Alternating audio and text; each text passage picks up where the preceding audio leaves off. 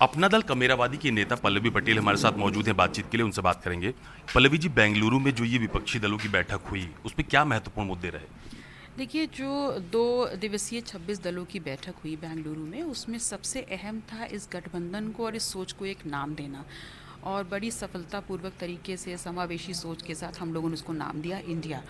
और ये पहली सफलता है हमारी कि 26 दलों ने एक ही दिन में एक नाम दे दिया गठबंधन को, समावेशी उसको गठबंधन बोला। और जिसमें जिसकी सोच है जम्मू कश्मीर से इस देश में रहने वाले कन्याकुमारी तक हर व्यक्ति, हर धर्म के व्यक्ति, उसकी ज़िंदगी से जुड़े हुए मुद्दों को इस अलायंस में समावेश करना। ये विपक्षी दलों का चेहरा कौन होगा, इस पर भी कुछ बातचीत हुई? क्या किसी ने सवाल उठाया? देखिए, इस पे चर्चा ज़रूर हुई, लेकिन अभी इस पे कोई निर्णय नहीं हुआ है। और हम बहुत आशान्वित हैं इस बात को लेकर के कि अगली बैठक जो महाराष्ट्र में होने वाली है, उसमें हमारा इस गठबंधन का नेतृत्व कौन करेगा, उसका नाम भी उजागर हो जाएगा। किन किन नामों पर चर्चा हुई? विपक्ष का चेहरा कौन होगा? बहुत सारे नामों के प्रस्ताव आए होंगे, किन किन नामों पर चर्चा हुई? देखिए, नाम तो ऐसे वहाँ किसी का खुलासा नहीं हुआ। और क्योंकि मैं उस बैठक का हिस्सा भी नहीं थी, हमारी पार्टी की तरफ से राष्ट्रीय अध्यक्ष राजमाता कृष्णा पटेल जी और राष्ट्रीय महासचिव जी गए थे। तो जितना मुझे जानकारी है ये है कि वहाँ नाम लेकर के किसी की चर्चा नहीं हुई। लेकिन हाँ, ये ज़रूर इस बात की हुई कि इस बात पे आप लोग अपने दिमाग में मंथन करें, अपनी पार्टी में मंथन करें, और अगली बैठक जो होगी उस पर मोहर लगाई जाएगी। सीट शेयरिंग को लेकर कोई बातचीत हुई? कितनी सीटों पर कौन लड़ेगा?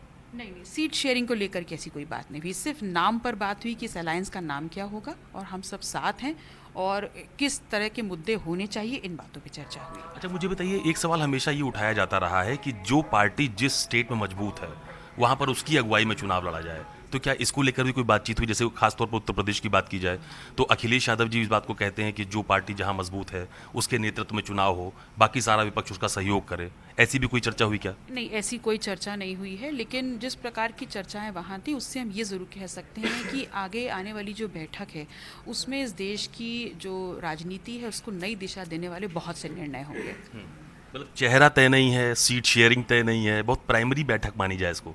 हाँ, बहुत प्राइमरी बैठक मानी जाए, लेकिन बहुत अहम, क्योंकि जो नाम दिया गया है वो अपने आप में बड़ी तेज़ी से सुर्खियों में आ गया। अच्छा, ये जिसे विपक्षी दलों के गठबंधन की आप लोग बात कर रहे हैं, तो यूपी में बहुत सारे और भी पॉलिटिकल पार्टीज हैं, वो शामिल नहीं हुई? देखिए, जो पहली बैठक हुई उसमें 16 संगठन थे, जो दूसरी बैठक हुई उसमें 26 हुए। तो कोई बड़ी बात तो नहीं होगी अगर आगे आने वाली बैठक में 36 हो जाए। तो हर वो संगठन जो इस विचारधारा के साथ चलना चाहता है, उन सभी का सम्मान है, उन सभी का स्वागत है। लेकिन बीजेपी के सामने इतना बड़ा अलायंस आप लोग बना रहे हैं, काफ़ी सारे सहयोगी आपके जो विधानसभा चुनाव में 2022 में साथ रहे हैं वो लोग साथ छोड़कर चले गए हैं, चुनौती भी है क्या? देखिए, चुनौती तो हमेशा ही रहती है। 2022 में नहीं थी क्या? 2022 में भी हमारा गठबंधन समाजवादी पार्टी के साथ अपना दल बहुत मजबूती से एक सबसे बड़े विपक्ष के तौर पर भारतीय जनता पार्टी के साथ खड़ा हुआ था। और हमने भले सरकार ना बनाई हो, लेकिन 12% वोट बैंक तो उनसे खींच ही लिया।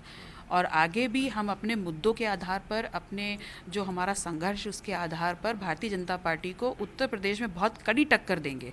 और कहा जाता है कि उत्तर प्रदेश से रास्ता सीधे दिल्ली को जाता है, तो इस बार रास्ता बहुत कठिन होने वाला है। अच्छा, अपना दल कमेरावादी कितनी सीटों पर तैयारी कर रहा है लोकसभा चुनाव की यूपी में?